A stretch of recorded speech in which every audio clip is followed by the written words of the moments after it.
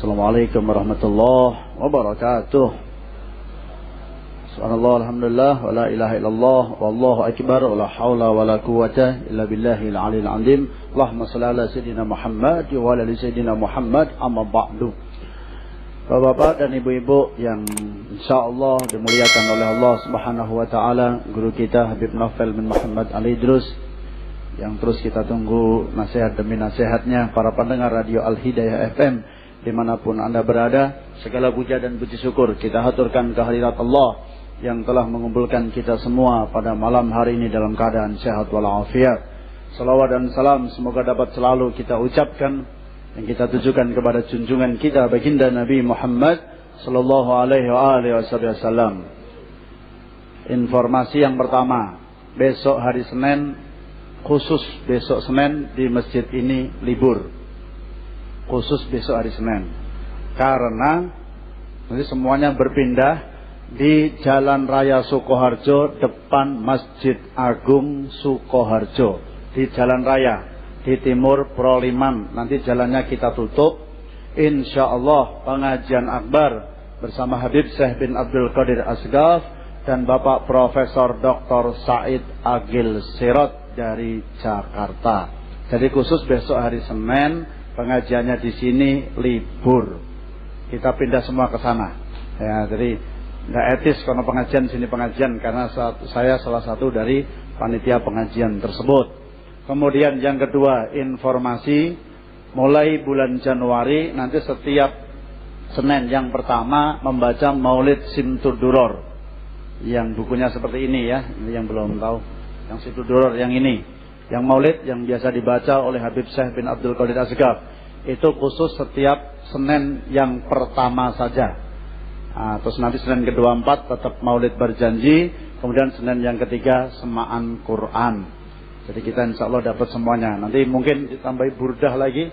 Mungkin pas jadwalnya Habib Novel satu berjanji, satu burdah juga nggak masalah. Tapi sementara nanti setiap Senin pertama kita membaca Maulid Simtuduror.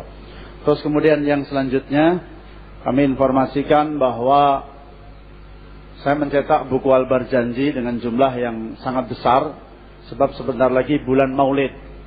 Itu Jamuro nanti ada 12 malam berturut-turut. Nanti biasa ada di Masjid Agung, ada di Balai Kota, ada di beberapa tempat di Solo Raya. Yang dibaca adalah Maulid Berjanji. Saya mencetak dengan harga yang sangat murah, yaitu harganya cukup Rp5.000. Nah, itu bisa didapat di, saya kalau kemana-mana bawa. Jadi saya tuh kayak sales sekarang. Nah, kemana-mana kalau pas ngisi pengajian itu malah dodol buku. Ya enggak apa-apa demi butik Al-Hidayah ngiwangi. Jadi sales saya Al-Hidayah malah sekarang saya. Itu di mobil saya ada. Itu mungkin siapa nanti yang bantu, di mobil saya ada. Juga ada bukunya Habib Novel, yaitu buku Bid'ah Hasanah. Itu ada juga di situ. Nanti harganya kesepakatan sama beliau. Orang untuk dodol yang murah. Iya no. Gak ada. Kesepakatan sama beliau dodolnya rentuk oleh murah dari Ar-Raudhah. Nanti tak doleh murah ya, repot ya. Nanti ada kaos-kaos saya. Ya, saya buat kaos tulisannya I love Habib Syekh, I love Gus Karim. Saya mau nyetak I love Ustadz Soni bujuku nesu. Rasido. I love Ustadz Soni. Desainnya sudah jadi, bujuku ngamuk. Rasido tak keluar kayak minta maaf. Penggemar saya minta maaf. Mbah Lim ini mengatakan, enak tulisannya Allah Ustaz Soni, saya mau beli paling pertama. Ada yang tuku Mbah Lim, repot aku malah. Bapak dan Ibu yang insya Allah dirahmati oleh Allah, itu macam-macam tulisannya macam-macam. Ada 7 model. Ya, beliau buat, saya buat, pokoknya siapapun, ayo buat tulisan-tulisan macam-macam. Cuman kalau di saya tulisannya ada cirinya di bawah, tulisannya Bayi Al-Hidayah. Tulisannya macam-macam. Sing I love Ustaz Soni, tunggu nanti entah tahun berapa. Nunggu izin dari istri saya. Ini beliau sudah pesen ini. Bapak-bapak dan ibu-ibu yang insya Allah dirahmati oleh Allah. Alhamdulillah kita juga ikut berdoa. Semoga anak-anak kita yang tes, anak-anak kita yang semesteran, semoga diberikan kemudahan oleh Allah Subhanahu wa taala, diberikan nilai yang terbaik. Dan siapapun di antara kita yang sedang sakit, semoga diberikan kesembuhan oleh Allah Subhanahu wa taala dengan kesembuhan yang sempurna, wal khususon guru kita Habib Syekh bin Abdul Qadir Asgab di siril Fatihah. A'udzubillahi minasyaitonir rajim. Bismillahirrahmanirrahim. Alhamdulillahirabbil alamin. Ya kan na'budu wa iyyaka nasta'in.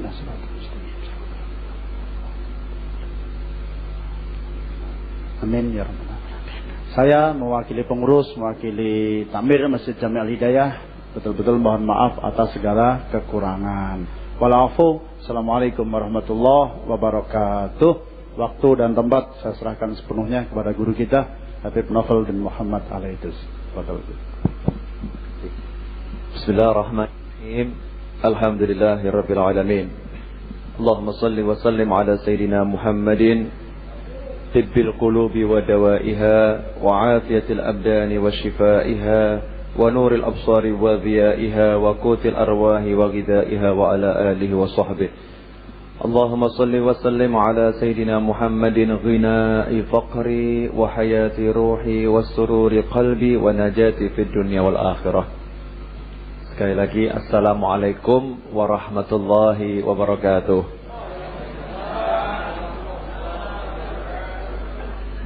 Hadirin yang dimuliakan Allah, para pendengar Al-Hidayah FM dimanapun Anda yang dimuliakan Allah, baik yang mendengarkan lewat radio maupun streaming live di internet, di laptop atau di PC masing-masing, dimanapun Anda berada, yang di dalam negeri maupun yang di luar negeri.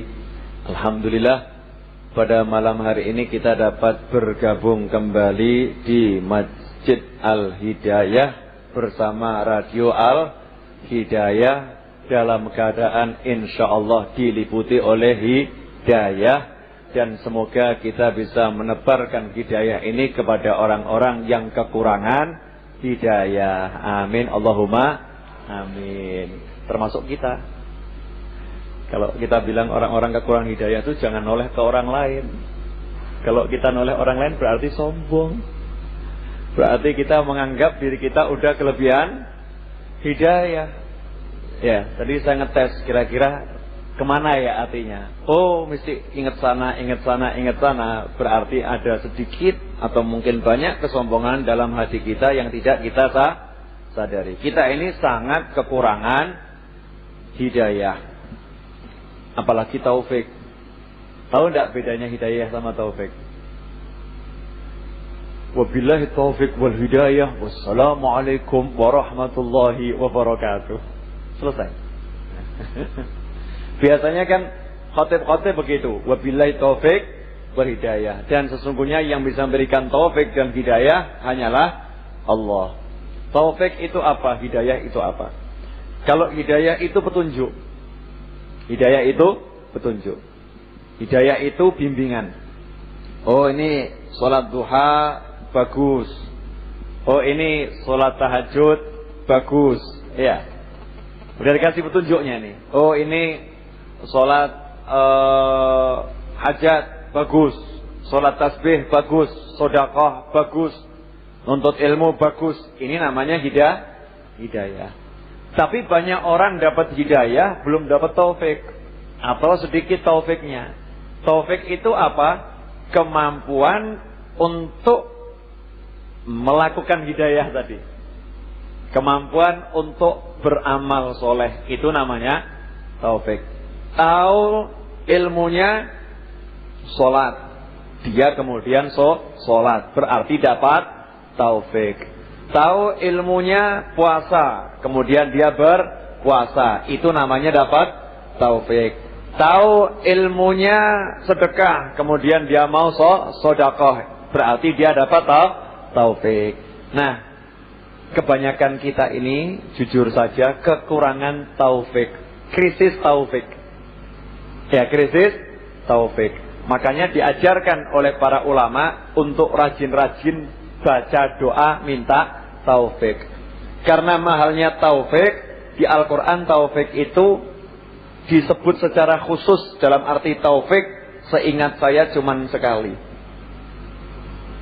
Ya, cuman sekali. Karena aziznya, karena langkanya, karena sulitnya taufik. Karena itu sungguh beruntung orang yang namanya taufik, ya. Begitu. Hadirin yang dimuliakan Allah Ta'ala, Insyaallah malam hari ini saya tanpa izin dari pimpinan majelis merubah kajiannya menjadi kajian kitab. Kalau di Masjid Ar-Raudhah Jumat malam saya ngajar Arba'in An-Nawawiyah. Kalau di Masjid Al-Hidayah mulai Senin ini dan seterusnya saya pengen bisa mengkhatamkan kitab Fathul Qarib Al-Mujib. Fathul Qarib Al-Mujib. Kitab ini merupakan ringkasan dari kitab At-Targhib wa Tarhib. Ada kitab namanya At-Targhib wa Tarhib. Nah, kitab itu diringkas oleh ayahnya Sayyid Muhammad Al-Maliki. Sayyid Muhammad Al-Maliki ini seorang ulama besar yang belum lama meninggal di Mekah Al-Mukarramah. Punya pesantren di Mekah, muridnya di Indonesia udah nggak bisa dihitung lagi jumlahnya. Dan di sana murid-muridnya itu jadi pakar hadis kalau di Indonesia. Banyak kiai-kiai besar yang punya pesantren jadi murid beliau. Nah, ini kitab adalah karya ayah beliau. Ayah beliau namanya Alawi, Muhammad bin Alawi bin Abbas Al-Maliki. Kalau Sayyid Muhammad ini sang anak ketika meninggal dunia di Mekah sana waktu mau dikuburkan itu jenazah diangkat, setiap toko, setiap rumah yang dilalui karena itu malam hari semuanya memadamkan lampu. Jadi begitu jenazah lewat padam, lewat padam. Tadinya nyala kan, terang semua. Jenazahnya lewat padam, padam, padam, padam, padam. Solidaritasnya sampai seperti itu. Artinya ingin menunjukkan bahwasannya Mekah dan dunia Islam sedang berduka. Itu anaknya. Lah kira-kira bapaknya seperti apa? Ya, ayahnya ini seorang ulama besar. Kitab ini isinya sebagaimana kitab At-Targhib wa Tarhib. At-Targhib itu artinya kalau bahasa Jawa iming-iming. Ya, diberi semangat, diiming-iming. Kemudian kalau At-Tarhib artinya ditakut-takuti. Ditakut-takuti. Yang satu diberi harapan, yang satu ditakut-takuti. Sebetulnya inti daripada takwa yaitu inti daripada takwa adalah itu. Ada surga, ada neraka, ada pahala, ada dosa, ya kan? Bertakwalah kepada Allah, melaksanakan perintah, menjauhi larangan. Ya, di sini akan dibahas bagaimana janji-janji Allah, iming-iming Allah yang diberikan kepada hambanya dan ancaman-ancaman Allah yang juga disampaikan kepada hambanya. Kita mulai saja langsung ya. Insya Allah kita budayakan ngaji kitab. Jadi biar Ahlus Sunnah wal Jamaah pinter. Ya, Ahlus Sunnah wal Jamaah pinter. Sudah pinter biar semakin pinter. Biar Ahlus Sunnah wal Jamaah itu ngerti semua landasan amal yang mereka lakukan. Biar orang-orang di luar Ahlus Sunnah wal Jamaah itu tahu, jangan coba-coba untuk membodohi Ahlus Sunnah wal Jamaah. Karena mereka orang-orang yang berpegang pada kitab-kitab para ulama. Sekali lagi saya tegaskan, ya, saya punya moto satu. Sekarang ini yang pengen saya kembangkan bersama teman-teman, ya, yuk ngaji, yuk. Ya, yuk ngaji, yuk. Pak Sony mau buat kaosnya nanti. Yuk ngaji, yuk bersama Ustadz Sony Parsono. Wah, kalau apa namanya elok Ustadz Sony kan nggak boleh ya. Tapi kalau saya pengen bareng Pak Sony boleh nanti. Begitu Pak Sony. Insya Allah begitu ya. Yuk ngaji, yuk. Dan satu hal yang harus kita sampaikan pada semua teman-teman kita. Yang namanya preman, yang namanya pemabuk, yang namanya pelacur, yang namanya pezina, yang namanya penjudi, yuk ngaji, yuk.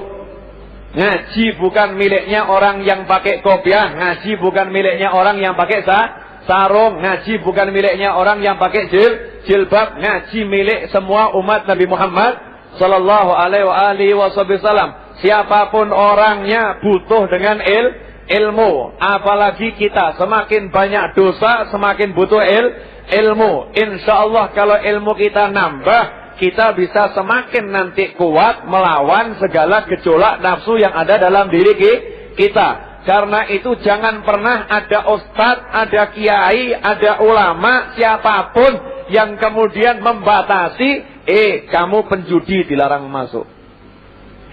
Kamu pemabuk dilarang masuk. Kamu pezina dilarang masuk. Buka masjid untuk siapapun. Alhamdulillah di masjid tidak pernah ada tulisan pezina dilarang masuk. Ada enggak? Pemabuk dilarang masuk. Ada enggak? Pembunuh dilarang masuk. Ada enggak? Yang enggak boleh dilarang judi di dilarang mabuk di dilarang zina di dimanapun juga dilarang. Apalagi di masjid. Tapi orangnya silahkan. Ya, orangnya silakan masuk, mendekatkan diri kepada Allah. Yuk kita cari tambahan hidayah, tambahan taufik, tambahan ilmu. Sehingga nantinya kalau udah bisa kita masukkan dalam pikiran kita dan saudara-saudara kita, ngaji itu milik semua umat Islam, maka umat Islam derajatnya akan semakin naik. Kenapa? Sudah punya bekal ilmu. Insyaallah demikian. Kita mulai saja ngaji kitabnya. Diawali dengan Bismillahirrahmanirrahim. Bab yang pertama, at-targhibu fi talabil ilmi wa ta'limihi wa ma jaa'a fi fadlil ilmi wal 'alimi wal muta'allim. Judulnya dulu. Itu babnya. Bu, ngantuk. Hawanya hawa bubuk ini ya. Tadi mau hujan petik-petik tapi belum jadi. Sumuk kena angin dikit-dikit biasanya ngantuk. Tapi insya Allah malam hari ini kita lawan kantuk untuk cari surga. Yang seperti ini pahalanya lebih besar daripada sholat sunnah 1000 rakaat. Ya, karena memang tidak gampang dan tidak semua orang itu punya ketertarikan dan kesenangan untuk menuntut ilmu. Bab yang pertama, at-targhib. Targhib artinya anjuran, dorongan, iming-iming, semangat yang diberikan kepada kita semua fi talabil ilmi, untuk menuntut ilmu, wa ta'limihi, dan untuk mengajarkan ilmu itu kepada orang lain. Wa ma jaa'a fi fadlil ilmi wal 'alimi wal muta'allim, dan segala ayat serta hadis yang menjelaskan tentang keutamaan ilmu, keutamaan orang yang berilmu, dan keutamaan orang yang mencari ilmu. Ini bab yang pertama. Dibuka dengan surat Al-Imran ayat 18. Ya. Surat Al-Imran ayat 18. Qala Allah Ta'ala, syahidallahu annahu la ilaha illa huwa wal malaikatu wa ulul ilmi qa'iman bil qist. Ini salah satu ayat yang menunjukkan keutamaan orang yang berilmu. Dibahas dulu atau jalan dulu? Bahas ya. Jam 9, setengah 10 berhenti pembahasan. Setuju? Terus tanya, jawab. Jam 12 bubar. Begitu. Pak Sony yang protes, besok ngantor. Ya. Yang pertama, Allah mewahyukan syahidah. Syahidah itu artinya bersaksi. Ya, artinya bersaksi.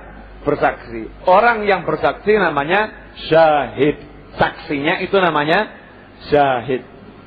Nah, dikatakan oleh Allah, syahidallahu, Allah bersaksi. Ya, Allah bersaksi bahwasannya tidak ada Tuhan kecuali Dia, Allah. Tidak ada Tuhan kecuali Dia, Allah. Kemudian yang kedua, wal malaikatu. Para malaikat juga bersaksi tidak ada Tuhan kecuali Allah. Kemudian yang ketiga, wa ulul ilmi. Begitu pula orang-orang yang berilmu bersaksi tidak ada Tuhan kecuali Allah. Nah, di dalam ayat tersebut dijelaskan oleh ayah dari Sayyid Muhammad Al-Maliki, yaitu Sayyid Alwi Al-Maliki. Beliau mengatakan di sini, ay bayyanallahu li khalqihi bid-dalaili wal ayat.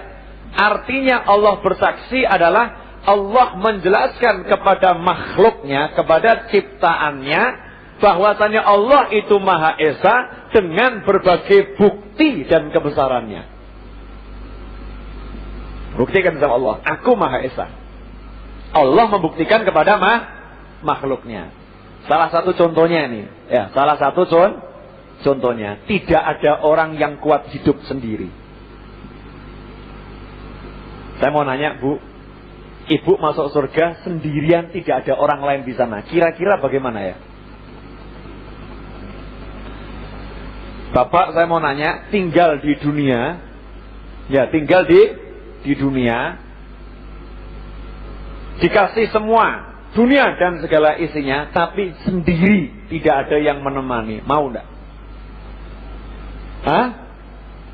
Tidak mau? Bu, Nabi Adam alaihissalam diletakkan di surga sama Allah, dikasih pasangan. Diturunkan di bumi sama Allah, dikirimkan pasangan. Kemudian Allah katakan di seluruh alam ini semuanya diciptakan oleh Allah berpasang-pasangan. Allah ingin menunjukkan kepada hambanya yang boleh sendiri, yang bisa sendiri, itu hanya Allah. Makanya Allah katakan, Qul huwallahu ahad. Qul, katakan, ayo, ucapkan, Allahu ahad. Cuman Allah yang Maha Esa. Makanya lanjutannya, Qul huwallahu ahad. Ya, Allahus samad, lam yalid, walam yulad, walam yakul lahu kufuwan ahad. Tidak beranak, tidak diperanakan. Allah itu tempat bergantung seluruh makhluknya, tidak beranak, tidak diperanakan, dan tidak ada satupun yang bisa menjadi pesaing Allah. Makanya kalau kita lihat, nanti orang semakin ngerti, itu ada bumi, adalah langit, ya kan? Kemudian ada api, ada air, ada pasangannya semua. Kemudian ada proton, ada neutron, betul? Ada pasangannya. Kalau sekarang ditemukan suatu seakan-akan tunggal, itu pasti ilmunya manusia yang belum cukup. Karena udah Allah katakan semuanya pasangan. Dan di sini menjadi bukti, yang ada di alam ini menjadi bukti Allah ingin mengatakan kepada makhluknya, yang esa itu cuman aku. Yang esa cuman aku. Kemudian siapa lagi yang bisa membuktikan, menjelaskan yang esa itu cuman Allah? Yaitu para malaikat. Ya, para malaikat. Dikatakan di kitab ini, wa aqarrat malaikatu bidzalika. Para malaikat pun juga mengakui yang Maha Esa itu cuman Allah. Kemudian setelah para malaikat adalah orang-orang yang berilmu. Al-ayah dalilun ala fadlil ulama. Ayat ini menjadi salah satu dalil tentang keutamaan para ulama. Wa annahum syuhada ma'allah ala tauhid. Sebab mereka menjadi saksi-saksi yang bersaksi tentang ketauhidannya Allah bersama Allah. Jadi Allah enggak bersaksi sendiri. Ada malaikat, juga ada ulama. Yang disebut bukan manusia. Malaikat semua. Tapi giliran makhluk Allah yang disebut orang-orang yang berilmu. Jin yang berilmu, manusia yang berilmu. Itu yang diangkat derajatnya, boleh bersaksi dengan tentang keesaan Allah Ta'ala. Hadirin yang dimuliakan Allah. Selanjutnya, wa qala ta'ala, ini dalam surat 58 ayat yang ke-11. Yarfa'illahu alladhina amanu minkum walladhina utul ilma darajat. Sesungguhnya Allah mengangkat derajat orang-orang yang beriman di antara kalian. Orang yang beriman itu derajatnya diangkat. Derajat yang dimaksud di sini apa? Kita kan sering dengar ya. Derajatnya diangkat, derajatnya diangkat. Tafsirnya macam-macam. Cuman Sayyid Alwi Al-Maliki mengatakan Yang dimaksud dengan derajat di sini adalah maratib aliyah fil jannah. Kedudukan-kedudukan yang tinggi di surga. Surga itu kelasnya macam-macam. Ada surga pinggiran, ada surga yang kalau hotel itu ada hotel bintang 3, ada bintang 5. Nah, ini sama Allah juga begitu. Yang beriman diangkat derajatnya. Tapi kalau orang-orang yang beriman dan berilmu, derajatnya itu jauh lebih tinggi daripada sekedar orang yang beriman. Bahkan Sayyidina Abdullah bin Abbas mengatakan, derajatnya orang yang beriman dengan berilmu itu, iman punya ilmu, sama iman ilmunya sedikit, bedanya bagaimana? 1 derajat saja, 1 derajat antara bumi dan langit. Jadi nanti kalau di surga, yang rajin tahajud,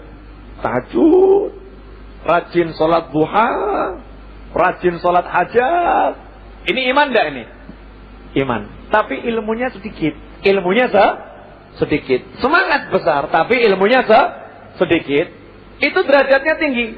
Tapi ada orang yang rajin tahajud, ilmunya banyak. Takbirnya udah lain. Allahu Akbar. Ketika mengucapkan Allahu Akbar itu isinya udah berbeda. Isinya berbeda karena dia mengucapkan dengan ilmu. Makanya kemarin di rumah saya Ustaz Yusuf Mansur mengatakan nih sholat hajat, kalau baca surat Al-Hadid ayat 1 sampai 6, rakaat pertama setelah Al-Fatihah, kemudian rakaat yang kedua setelah surat Al-Fatihah membaca surat Al-Hasyr ayat 22 sampai 24, maka ini bacaan yang tersebut menjadi Ismullahil Azam.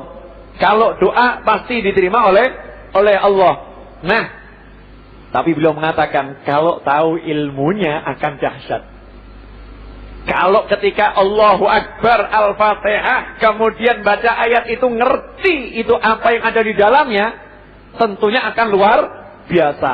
Nah sayang, gak semua orang punya ilmu. Iman iya, ngamalkan iya, ilmunya kecil, sehingga nanti di surga derajatnya tidak sama. Yang punya ilmu nanti kedudukannya dibandingkan sekedar yang tahajud tanpa ilmu yang cukup dengan tahajud yang ilmunya yang banyak, maka orang yang seperti itu kedudukan 1 tingkatnya saja seperti bumi dan langit. Itu 1 tingkat. Padahal itu derajat jatiroh, tingkat yang sangat banyak. Jadi kira-kira nanti ada surga itu yang kedip-kedip di atas, ini orang-orang yang luar biasa, ada yang di bawah jauh, ini yang biasa. Kira-kira kita yang mana ya? Ngaku-ngaku ahli surga. Insya Allah pokoknya masuk gitu ya. Insya Allah pokoknya masuk dulu kan selamat. Setelah itu katut. Katut. Kalau udah kita ini mau duduk seperti ini ya insya Allah nanti ya kumpul sama yang tingkatnya tinggi. Yuhsarul mar'u ma'aman ahab. Seseorang akan dikumpulkan bersama yang dicintainya. Kalau kita nggak cinta ulama, nggak mungkin kita kumpul di tempat seperti ini. Kalau kita nggak cinta ilmu, nggak mungkin kita datang ke tempat ini. Kalau kita nggak menyayangi diri kita dan tidak sayang sama ilmu, nggak mungkin Anda di rumah mendengarkan kajian seperti ini. Karena mau duduk, mau mendengarkan, mau hadir, yang di rumah lewat radio, yang di komputer lewat internetnya masing-masing. Berarti ini orang-orang yang cinta kepada ilmu, dan ilmu itu akan mengangkat seseorang pada derajat yang tinggi, meskipun kita belum menjadi ulama, tapi udah ada di relnya. Bisa dipahami belum nih? Bisa ya insyaallah ya. Lanjutkan.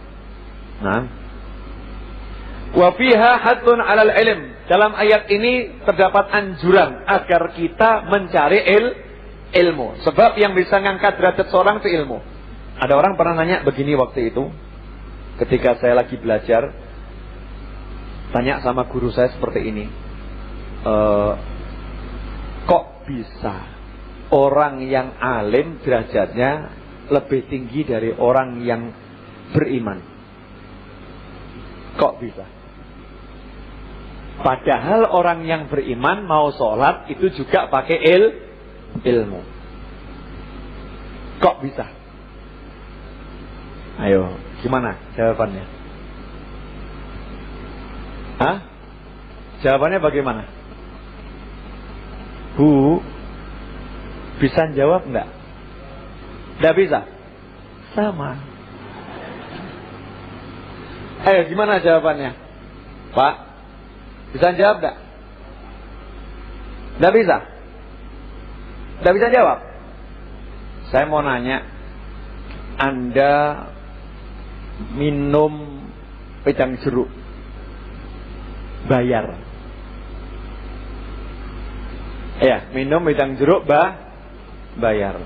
Enak enggak? Ya kalau wedang jeruknya enak jadinya enak. Anda minum wedang jeruk bayar dan tahu persis proses buat wedang jeruknya itu bagaimana, porsinya seperti apa, jeruknya dari mana, cara buatnya seperti apa, yang punya warung siapa, dan seterusnya, dan seterusnya, dan seterusnya. Rasanya sama enggak? Nah ini belum cetok ya. Naikkan lagi. Anda minum wedang jeruk, kebetulan itu warungnya Jeng Sutinah. Paham?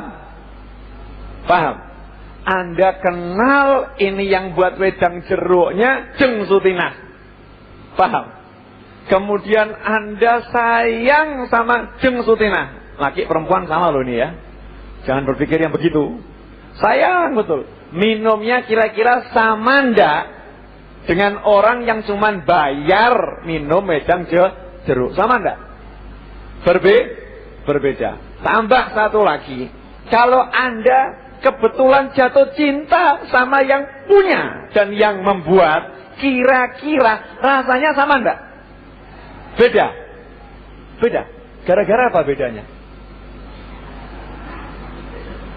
Punya rasa cinta, begitu kan? Lah orang yang berilmu itu dengan ilmunya dia bisa mengenal dia itu nyembah siapa. Orang yang berilmu dengan ilmunya dia ngerti dia sedang berhubungan dengan siapa. Sedangkan banyak orang yang sholat, tahu ilmunya sholat, tapi tidak kenal sholat menghadap siapa. Sama atau beda?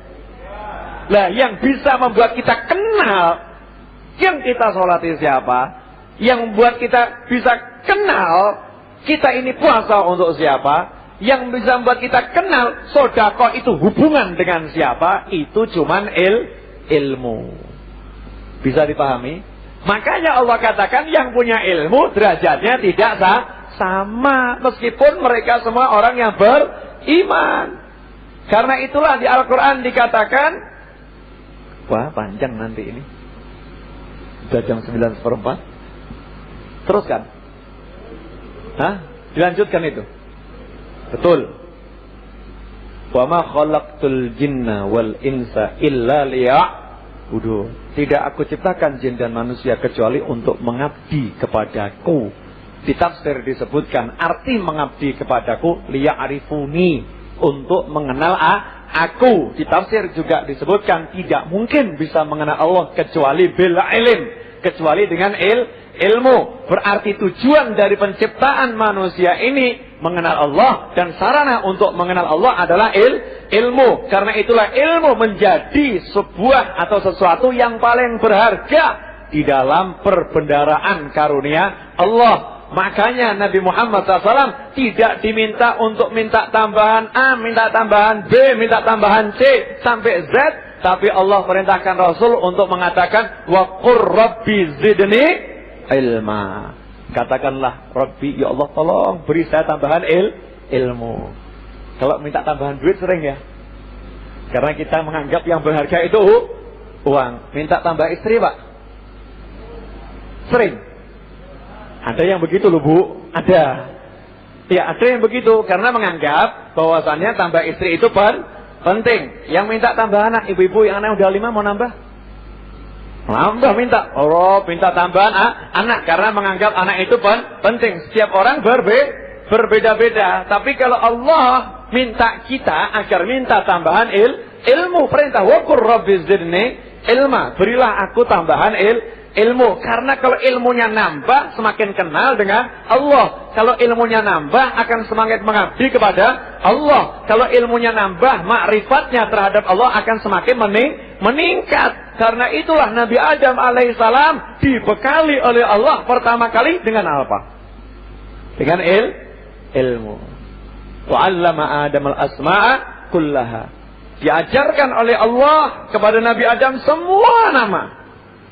Semua kata benda diajarkan kepada Nabi Adam. Yang ngajari Allah. Setelah Nabi Adam seperti itu, malaikat disuruh sujud. Sujud kalian semua. Sujud kepada Nabi Adam. Kenapa? Udah punya ilmu. Sampai di sini bisa dipahami? Bisa. Sekarang pilih cari duit apa cari ilmu? Ayo. Cari duit atau cari ilmu?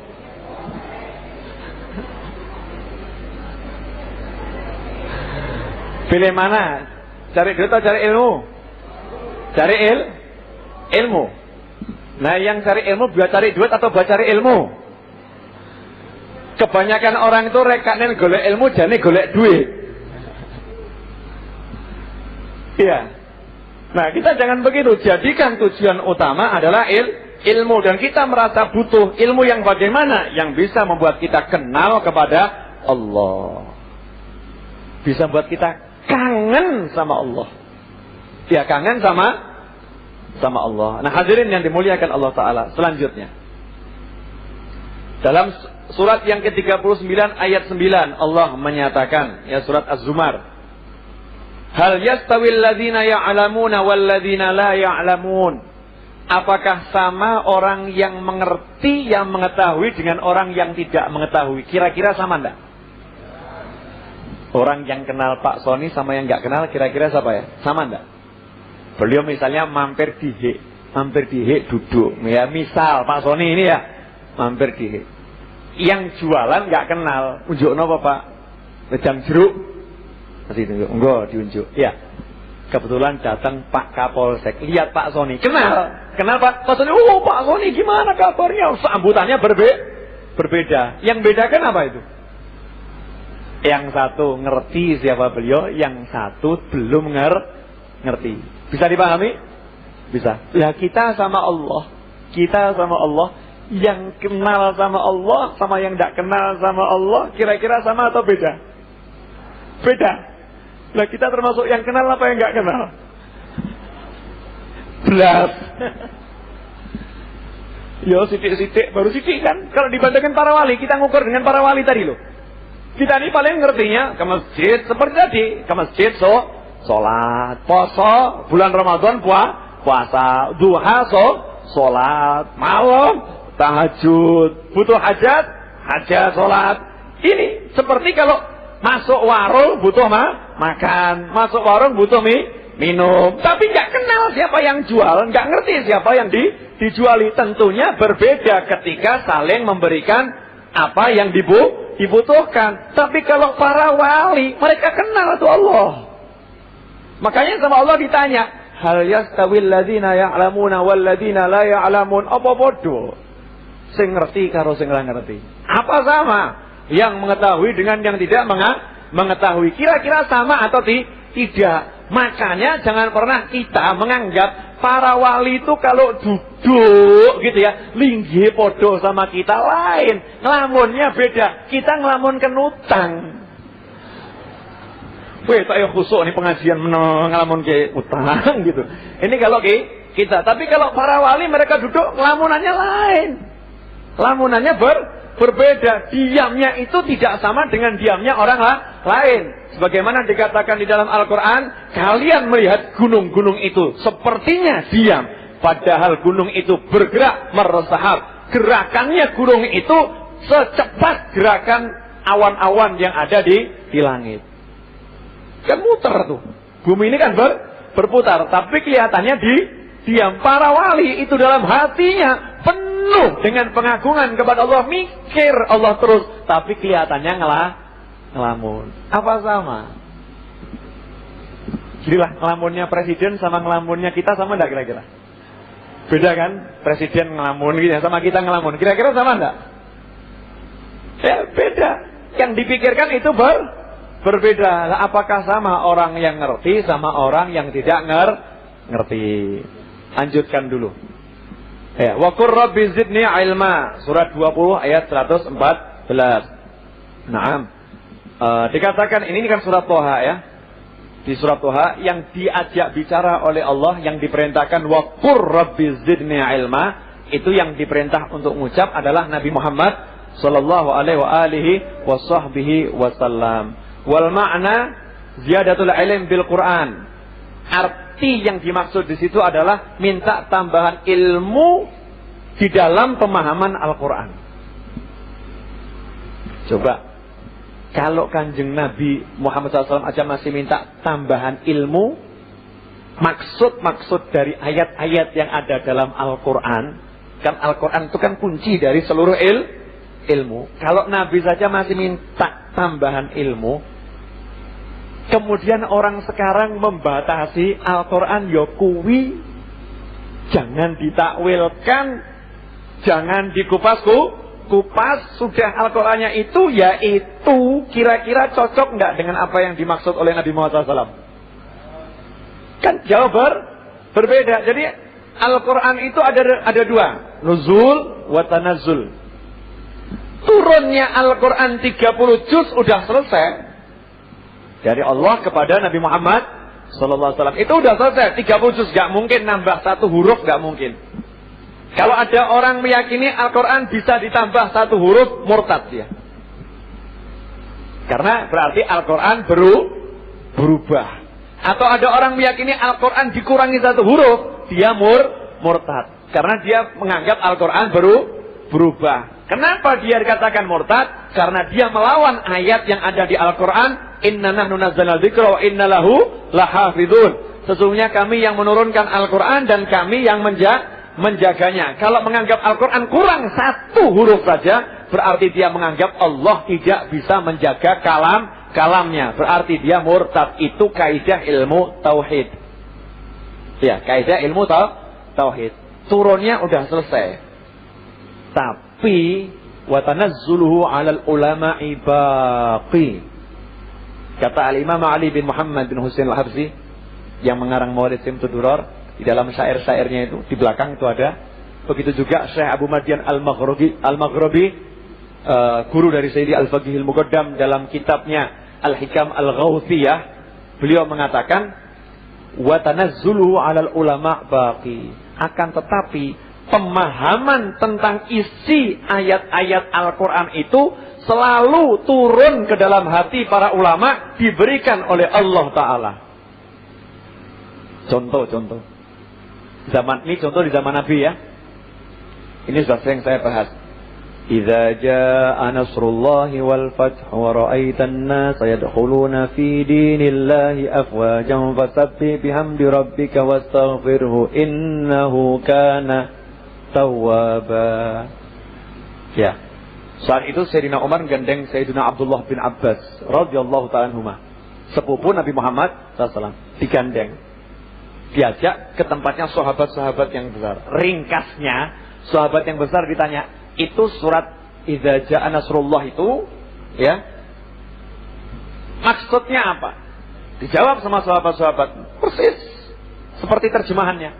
Maksudnya kalau udah orang berbondong-bondong masuk Islam, ya akan datang pertolongan dari Allah Ta'ala, berbondong-bondong masuk Islam, maka ya kita bertasbih, ya, fasabbih bihamdi rabbika, dan syukur kepada Allah, dan minta ampun kepada Allah. Seperti itu. Tanya sama Sayyidina Abdullah bin Abbas, kalau kamu apa maksudnya wahai Abdullah bin Abbas? Dijawab, pemberitahuan dari Allah tentang ajal Nabi sudah dekat dan Nabi akan segera dipulangkan kembali kepada yang punya, yaitu Allah. Kaget sahabat kaget. Padahal di surat ini ada enggak keterangan kalau Nabi mau meninggal dunia? Enggak ada kan? Nah, ini sahabat bisa ngerti maksudnya ini Nabi mau meninggal. Allah ngasih tahu kita Nabi mau meninggal. Ajalnya sudah dekat. Yang ngasih tahu siapa? Kepada Sayyidina Abdullah bin Abbas, yang ngasih tahu adalah Allah. Ini yang namanya ilmu takwil yang seperti ini akan terus diberikan oleh Allah ke dalam hati para ulama. Sayyidina Abdullah bin Abbas ditanya, "Loh kok bisa kamu ngartikannya seperti itu? Bagaimana?" Beliau menjawab, "Kalau udah orang masuk Islam, berbondong-bondong masuk Islam, maka ya Rasul disuruh mengucapkan pujian kepada Allah, tasbih memuji Allah, tahmid bersyukur kepada Allah, dan beristighfar kepada Allah." Artinya disuruh siap-siap, tugas sudah selesai, kembalilah kepada Allah yang mengutusmu. Tangisan sahabat ini benar. Maka sahabat saat itu ketika tahu Rasulullah sakit gitu ya, mereka udah sangat khawatir karena tanda-tanda dari apa yang disampaikan oleh Sayyidina Abdullah bin Abbas itu benar. Sampai di sini bisa dipahami? Ya, wa qur rabbi zidni ilma. Nah, kemarin saya dapat satu tambahan pemahaman di Selogiri dan sebelumnya dapatnya di Nunut. Ya, dapat di situ, saya sampaikan lagi di Selogiri tambah mateng, saya sampaikan di rumah semakin jadi mateng. Masih ingat Rasulullah SAW bersabda, "Ana Madinatul Ilm wa Ali babuha." Sampai jadi lagu kan, kan? "Ana Madinatul Ilm wa Aliun babuha." Betul? Ada kan? Ada lagu seperti itu. Saya kotanya ilmu, Sayyiduna Ali adalah pintunya. Ada kota, ada pintu. Kira-kira kita bisa enggak masuk kota enggak lewat pintu? Zaman dulu keraton loh, yang namanya kota ini keraton. Tahu keraton Solo? Keraton Solo kan? Bisa enggak kita masuk enggak lewat gapuronya? Enggak bisa. Mau loncat enggak bisa. Harus lewat pintu. Nah, Rasul mengatakan, saya ini kotanya, Ali pintunya. Lah kalau kita mau dapat ilmunya Nabi Muhammad SAW lewat mana? Lewat Sayyiduna Ali. Nah, Sayyiduna Ali dan para sahabat itu menjadi pintu karena para sahabat berguru juga kepada Sayyiduna Ali bin Abi Thalib karamallahu wajhah. Makanya sampai sekarang kita disuruh cari ilmunya Rasul, bukan lihat kitab Bukhari, bukan kita lihat Sahih Muslim, bukan. Lihat ilmunya Rasul itu lewat ulama. Lewat ulama. Ulama itu dia pegang hadisnya Nabi, tetapi ilmunya bukan dari Bukhari, bukan dari Muslim, bukan dari Tirmidzi, bukan dari Nasai, dari orang yang menyampaikan hadis tersebut. Paham? Contoh. Kita kasih contoh yang gampang, mau enggak? Misal begini, saya mengajarkan tentang tata cara sholat hajat. Saya ajarkan, kemudian saya buat orek-orekan gitu ya, 1 lembar folio saya bagikan gitu. Saya mau nanya, ketika Anda menjelaskan kepada orang lain, yang dijelaskan itu sebetulnya orek-orekannya atau keterangan saya? Keterangan saya. Orek-orekan itu cuman untuk membantu. Begitulah kitab Bukhari, kitab Muslim, itu ucapan Nabi Muhammad SAW, tapi di dalam ucapan itu yang bisa mengungkapkannya siapa? Yang menyampaikan. Siapa yang menyampaikan? Yaitu para ulama. Makanya dulu itu orang kalau ngambil hadis langsung dari muhaddis. Ya. Jadi kalau punya 1 juta hadis itu ketemu langsung dengan orangnya, sehingga tidak salah memahami apa yang disampaikan oleh Nabi Muhammad SAW. Lah sekarang muncul orang-orang yang nggak mau begitu, cuman model beli terjemahan Riyadhus Shalihin, ngaku ahli hadis. Beli terjemahan Bukhari, ngaku ini dalam kitab Sahih Bukhari. Beli terjemahan Sahih Muslim, ngaku ini dalam kitab Sahih Muslim. Padahal semua harus lewat guru.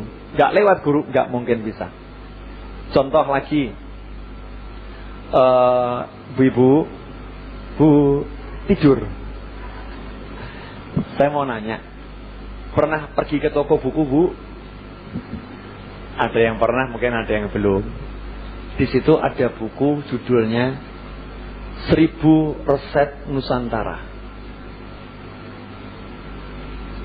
Paham, Bu? 1000 Resep Nusantara. Ibu beli kemudian ibu masak, mau? Pasti ibu ngomong, yang ini ki yo belajar karo wong iki mbungku catatan tok gen ra lali. Yen ben bener yo belajar karo sing iso masak. Betul enggak? Bener kan? Bu Ika begitu. Yang ada pakar roti. Resep roti apakah cukup? Tahu resepnya apa harus belajar dari ahlinya dulu? Tidak mungkin jadi sesuai resep kalau kita tidak belajar dari ahlinya. Harus nih ikut sana nih toko roti ini dulu 10 tahun, ya kan? Resepnya udah tahu. Cuman saya kasih tahu ya, ini rahasia loh, jangan dibocorkan ya.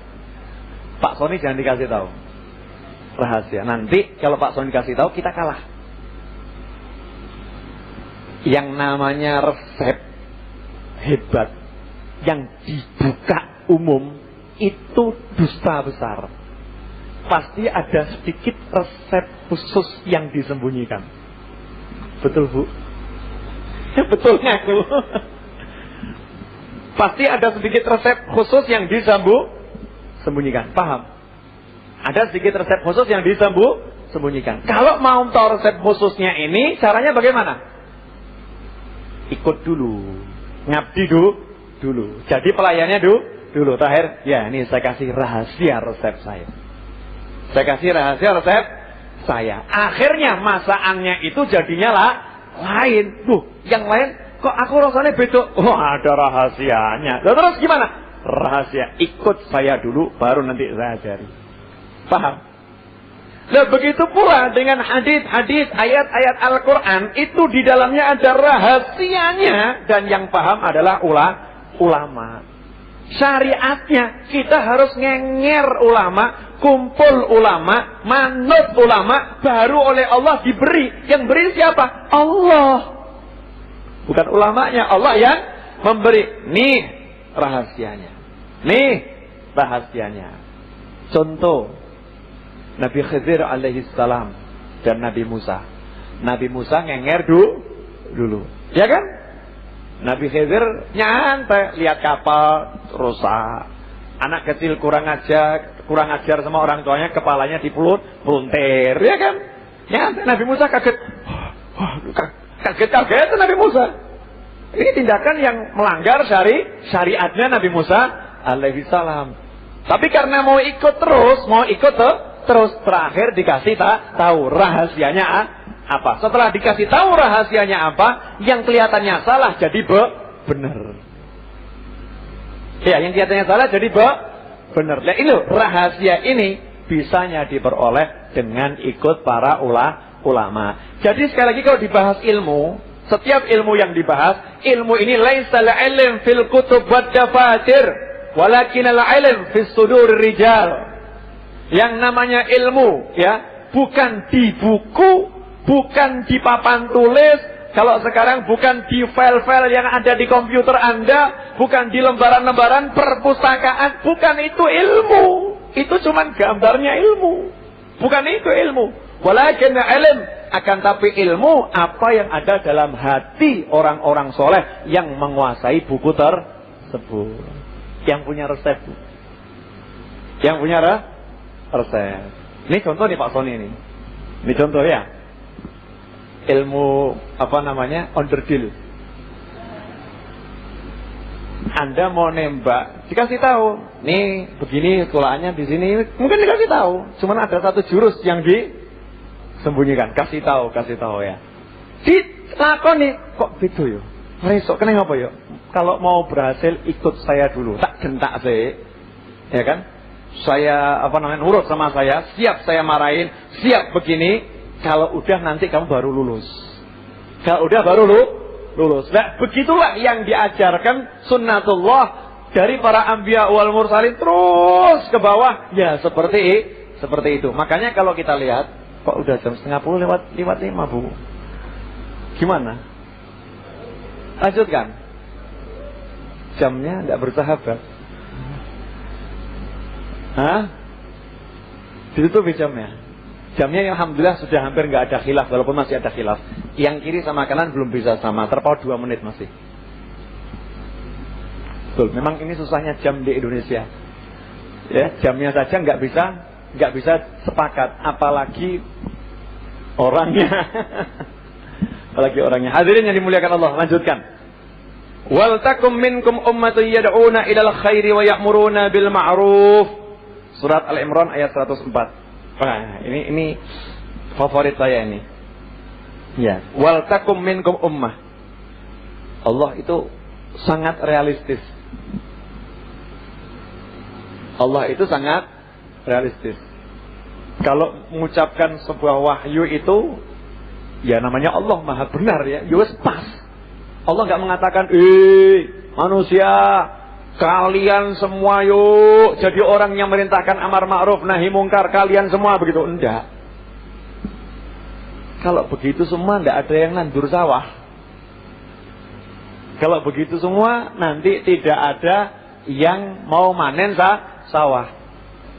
Saya kemarin dulu dikasih nasihat sama satu orang yang sederhana tapi luar biasa.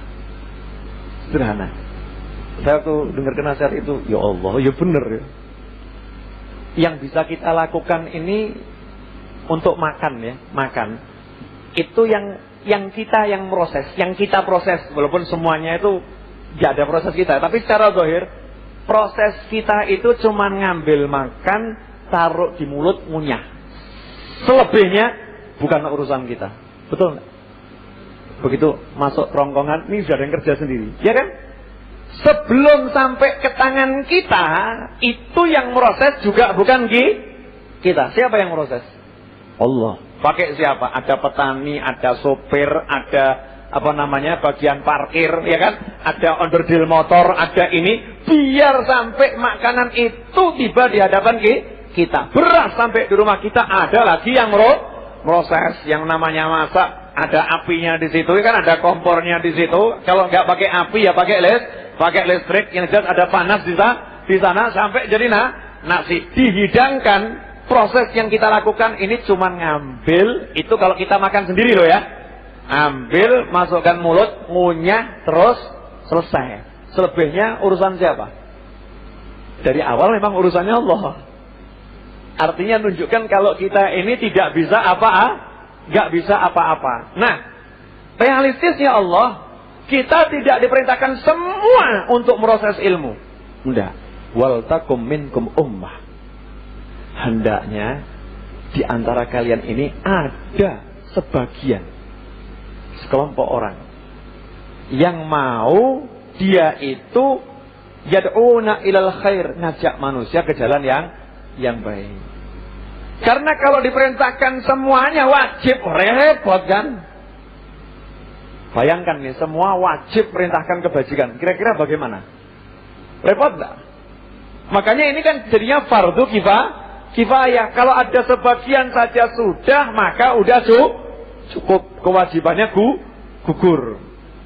Dan yang tugas untuk cari ilmu mendalam itu juga bukan semua. Cukup sebagian. Makanya Imam Ghazali dalam kitab Ihya Ulumuddin kalau memaparkan ayat ini, kupas itu ya.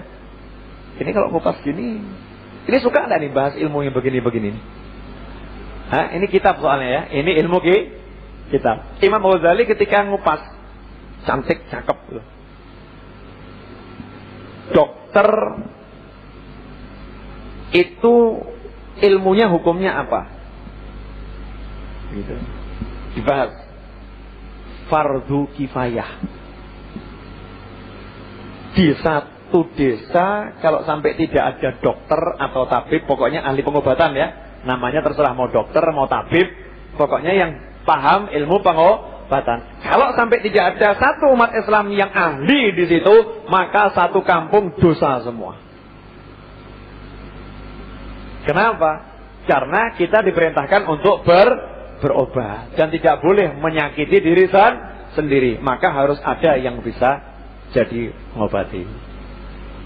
Jadi tidak kaku. Kemudian ilmu faraid, ilmu waris. Kalau di satu kota sampai tidak ada satu orang yang paham ilmu waris, maka satu kota dosa semua. Tapi kalau udah ada satu sudah cukup. Ini Allah maha baik enggak ini? Bukan semuanya jadi dokter, semuanya jadi ahli harus belajar ilmu faraid, semua enggak, cukup sebagian. Nah, ini juga menunjukkan apa? Sebagian orang yang dipilih ini berarti orang yang sangat luar biasa. Dan orang yang dipilih malam hari ini kebetulan Anda dan saya, kan luar biasa Bani. Yang lain nonton TV, ada opera Panjava enggak malam ini? Hah? Ada enggak? Wah, atau sinetron ini itu ada enggak? Ada kan? Yang lain nonton siaran bola ada enggak? Wah, ada yang nonton bola, ada yang nonton sinetron, ada yang nonton lawak, ada yang ini, ada yang itu ya. Ada yang lagi main Facebook, ya kan? Main Facebook, ada yang lagi asik dengan macam-macam dunianya. Kita kok dibawa sama Allah. Nih, ke Masjid Hidayah. Tuh, setel Hidayah FM. Siapa yang gerakkan? Allah. Berarti kita dipilih oleh Allah. Dan kita disebut di dalam Al-Quran ummah. Lah ini kita ini. Ya ini kita. Orangnya ada lagi. Kita dikatakan Allah yad'una lil khair wa ya'muruna bil ma'ruf. Ngajak orang kepada kebajikan dan memerintahkan dengan yang baik. Nah, ini beberapa ayat Al-Quran yang menunjukkan kalau ilmu ulama dan orang yang menuntut ilmu kedudukannya sangat tinggi. Terakhir untuk malam hari ini. Ayat Qurannya sudah selesai kan? Sekarang satu hadis. Itu hadisnya ada banyak. Malam ini satu dulu. Wa an Abi Hurairah radhiyallahu anhu qala Rasulullah sallallahu alaihi wasallam man yuridillahu bi khairan yufaqihu fid din. Rawahul Bukhari wa Muslimun. Dikatakan oleh Sayyiduna Abu Hurairah radhiyallahu anhu, seorang sahabat besar yang paling banyak hafal hadisnya Nabi Muhammad SAW. Itu namanya Abu Hurairah.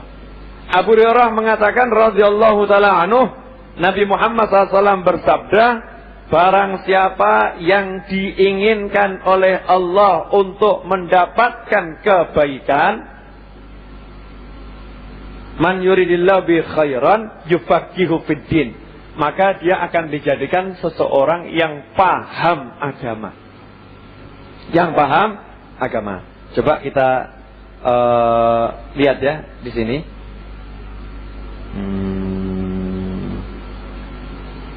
Yufaqihu fid din ay yu'allimu ahkam syariah, liya'budullah azza wa jalla, liya'budullah ala dhai'il haq.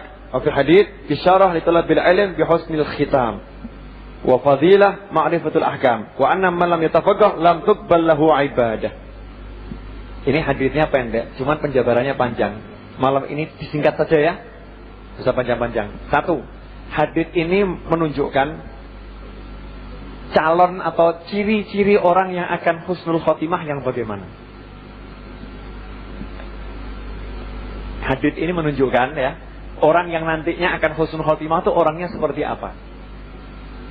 Orang yang akan mendapatkan husnul khotimah berdasarkan hadis ini kabar gembira dari Rasulullah SAW, yaitu orang yang punya pemahaman agama.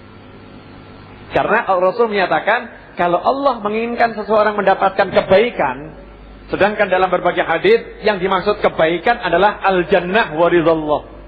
Surga dan dapat ridhonya Allah, itu artinya kebaikan.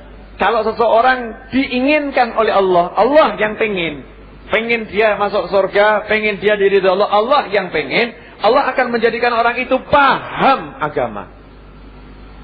Menjadikan orang itu paham agama. Berarti kalau Allah pengen seorang masuk surga, Allah akan membuat orang itu suka pada agama, dalam arti suka menuntut ilmu agama. Kalau Allah menginginkan orang itu untuk mendapatkan ridhonya, maka Allah akan buat orang itu suka dengan mengkaji ilmu seperti ini. Berarti ciri orang-orang yang akan husnul khotimah, hidupnya ikut majelis al-hidayah.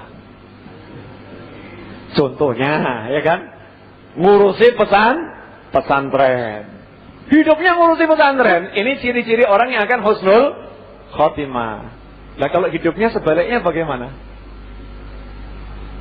Makanya dikatakan hati-hati terhadap kesalahannya orang yang berilmu.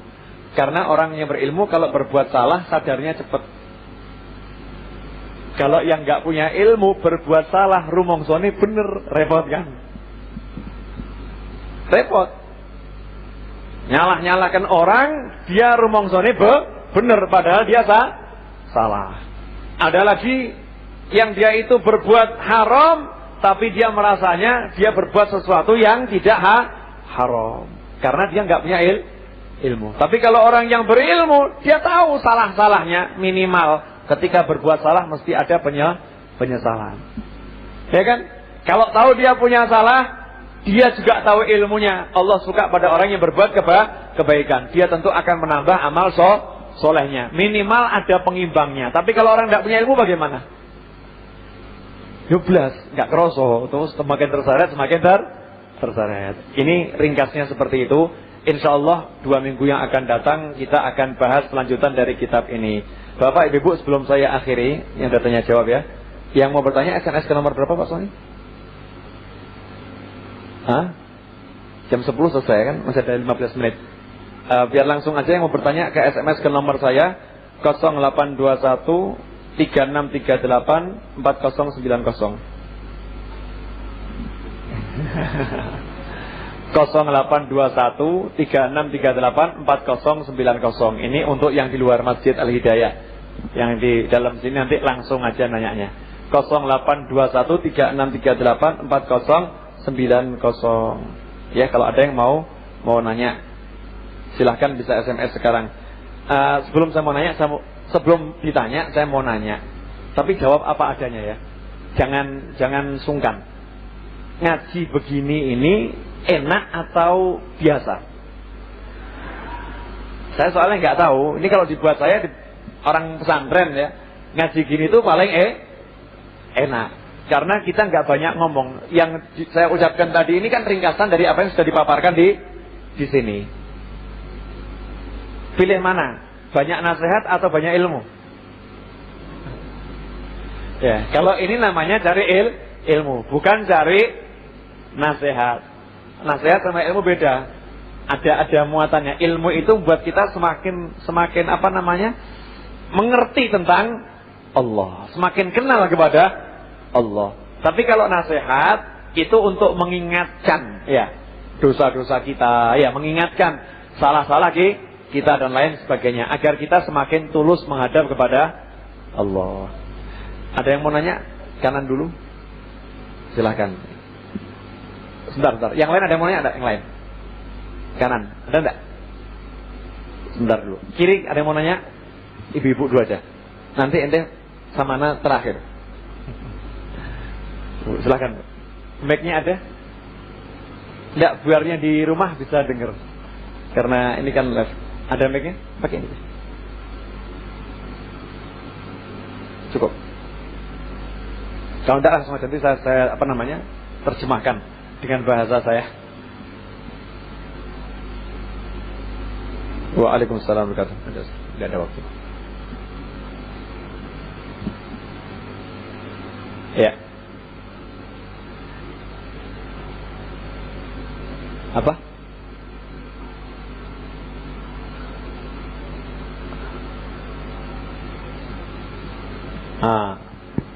Ya. Minta tolong. Amalan apa yang paling utama di bulan Muharram gitu ya? Saya sendiri jujur, saya ini termasuk orang yang kurang mencari amalan di bulan-bulan tertentu. Ya, termasuk kurang dari dulu. Karena buku-buku yang membahas itu sudah cukup banyak. Jadi biasanya kalau saya ditanya sama orang, ya udah itu yang diajarin ulama apa udah itu dijalankan semuanya baik. Yang penting istiqomah. Tapi kalau buat saya lah ya, amalan yang terbaik itu, satu sholat. Ya, satu sholat. Tidak ada amalan yang lebih hebat dari sholat. Yang kedua, menuntut ilmu. Ya, sholat ini sholat 5 waktu kan. Nah, menuntut ilmu ini kedudukannya lebih tinggi daripada sholat sunnah rawatib sekalipun.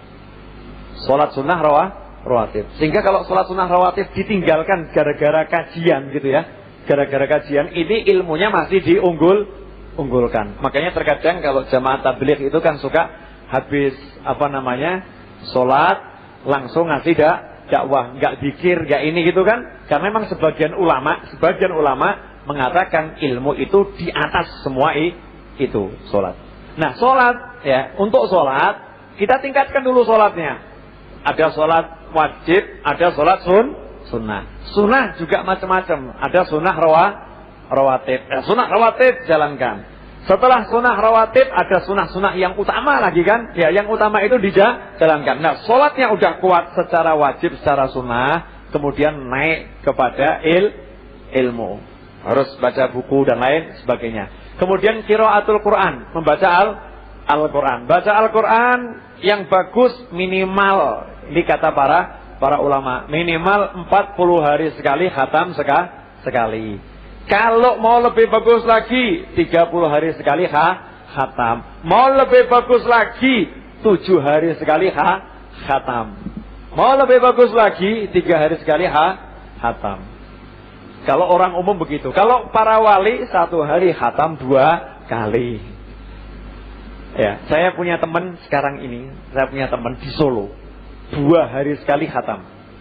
Kerja orangnya, bukan kerja. 2 hari sekali khatam. Bisa. Ya, 2 hari sekali. Enggak hafal Quran loh, bukan baca Al-Quran. Orangnya kerja, bukan enggak kerja, tapi 2 hari sekali bisa khatam Al-Quran. Dulunya 3 hari sekali, 1 hari 10 juz. Sekarang naik udah 2 hari sekali khatam Al-Quran. Siapa orangnya? Rahasia. Orangnya rahasia. Baca Al-Quran. Nah, kemudian di Al-Quran ada surat-surat yang dikatakan keutamaannya. Yasin, Waqiah, Tabarok, ya kan? Ya itu dibaca. Jadi wirid harian. Nah, kalau itu udah bisa istiqomah, itu ada satu amalan lagi yang luar biasa. Ya memang itu satu rangkaian ya, zikir.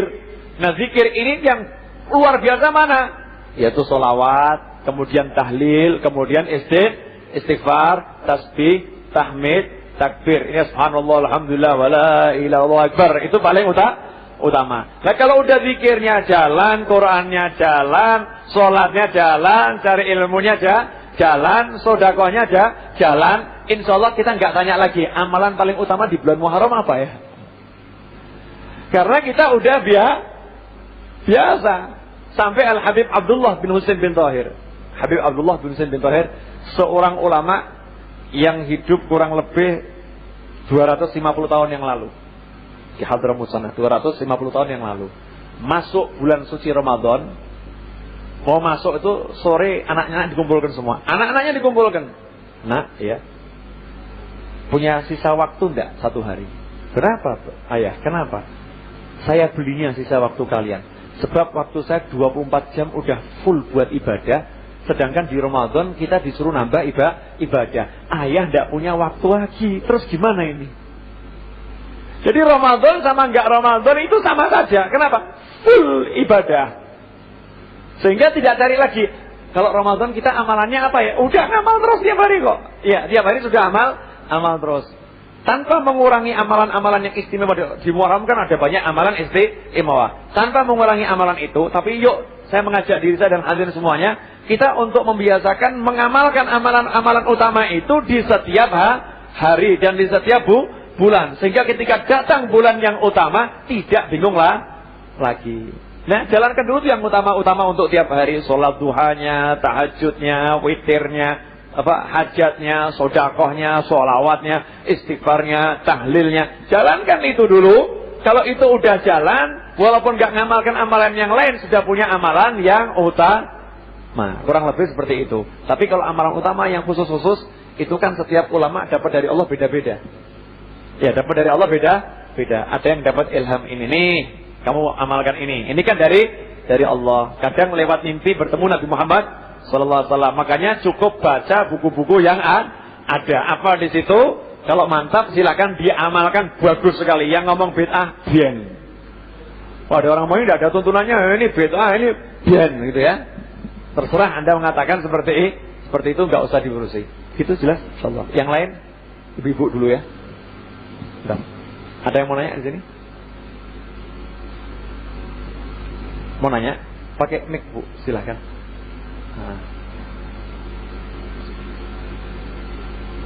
Assalamualaikum warahmatullahi wabarakatuh. Waalaikumsalam warahmatullahi wabarakatuh. Ustaz pengen tanya, ini kaitannya dengan sholat duha. Kebetulan kami ada majelis sholat duha. Cuman agak ada rancu, beda pendapat. Gimana hukumnya sholat duha berjamaah? Gitu. Betul. Tolong dijelaskan Tat, karena biar clear Tat.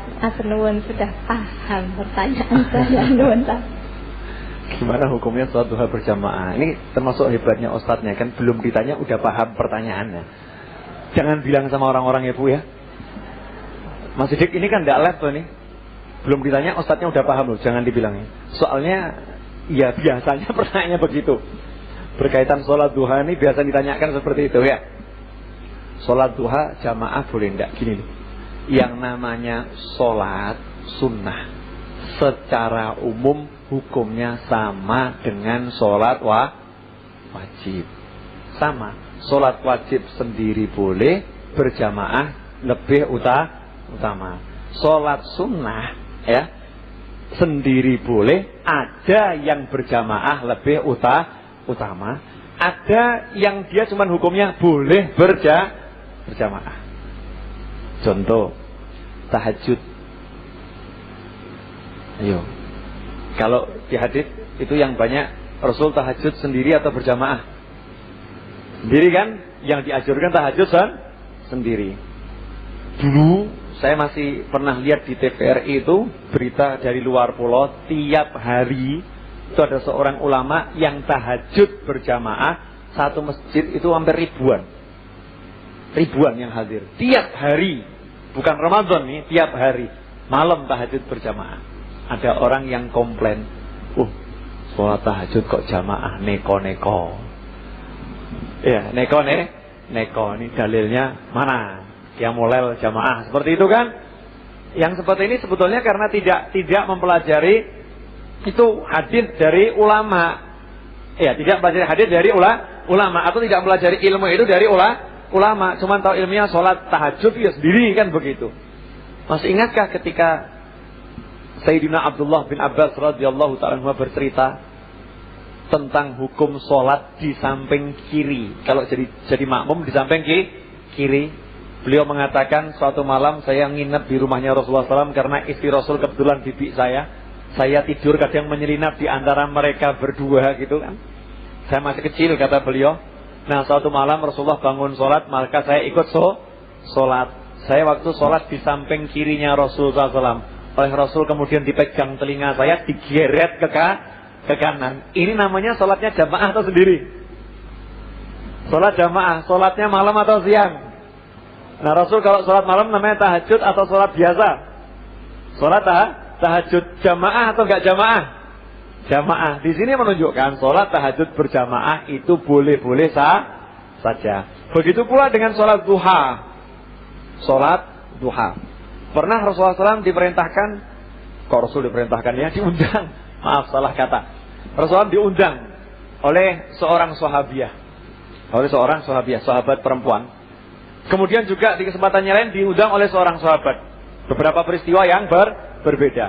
Untuk ke rumah mereka. Maka Rasul berangkat. Yang sahabiah ini ketika sampai di rumahnya, Rasul disuguhi makanan, kemudian sarapan ya. Rasul nanya, pengen sholat di mana? Rasul kemudian sholat. Sahabat membuat shaf di belakangnya. Tanpa diperintahkan Rasul, mereka tahu diri langsung ikut berjamaah. Dan di kitab Fathul Bari Syarah Bukhari disebutkan sholatnya adalah sholat duha. Ya, karena di waktu duha, sholatnya adalah sholat duha. Begitu pula sahabat yang satu ketika pengen sholat di rumahnya karena udah nggak bisa sholat di masjid.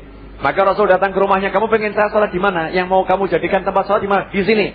Rasul sholat di situ, kemudian sahabat jadi buat shaf di belakangnya. Itu juga sholat duha. Selepas salam duduk nyantai, kemudian Rasul disuguhi. Nah di situ kan ngobrol-ngobrol sampai tanya, ini fulan mana kok enggak kelihatan? Wah itu orang munafik itu. Ya dia enggak ikut sholat dan lain sebagainya. Katakan jangan menuduh orang itu munafik. Ini merupakan beberapa dalil sholat duha boleh berjamaah. Kalau kembali mana yang lebih utama? Ya, itu nanti pasti melihatnya dari banyak segi. Ya, dari banyak segi. Repot. Karena kalau udah urusan keutamaan ini masing-masing punya pendapat. Nah, yang nggak benar orang yang ngelarang. Duha jamaah ora beres ora bener kuwi. Ajarane sapa lah ini? Ini yang tidak benar. Nah, kalau kita melihat sholat sendiri-sendiri menyebabkan kemudian orang mungkin malas, ya kan? Malas. Kemudian dengan berjamaah orang itu bersemangat.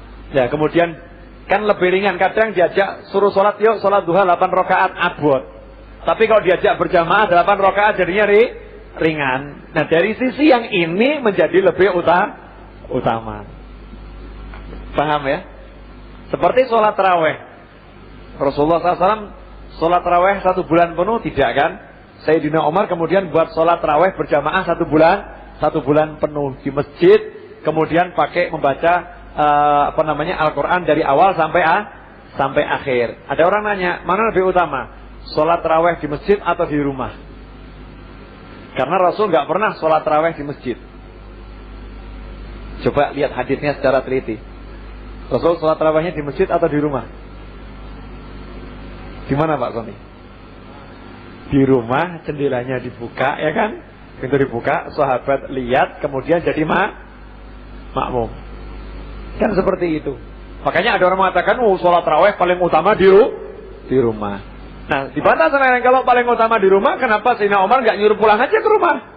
Pulang, Bang. Nggak usah sholat taraweh di masjid. Tapi di situ diutamakan di masjid. Dilihat lagi, orang per orang, kasus per kasus berbeda. Kalau orang ini menghidupkan masjid bagaimana? Kalau orang itu bagaimana? Beda sesuatu situasionalnya seperti apa? Karena hukumnya bukan sunnah berjamaah. Lain ya. Bukan sholat duha sunnah berjamaah. Memang tidak sunnah berjamaah, tapi boleh berjamaah. Karena dalam Islam itu hukum ada 5. Ada wajib, ada haram, ada sunnah, ada mubah, ada makruh. Nah, berjamaah sholat duha termasuk yang sifatnya mubah, jawaz.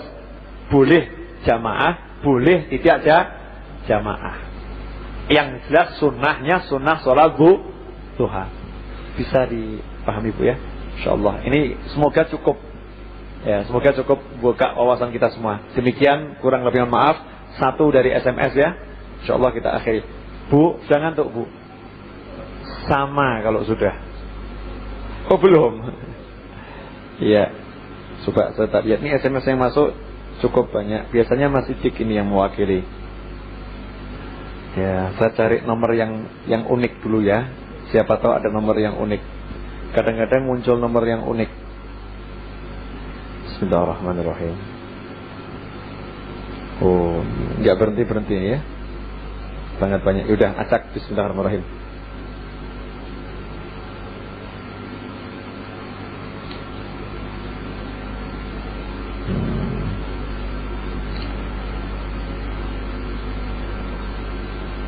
Assalamualaikum Ustadz, tanya, apa kalau di akhirat itu umpama masuk neraka, apa kekal selamanya?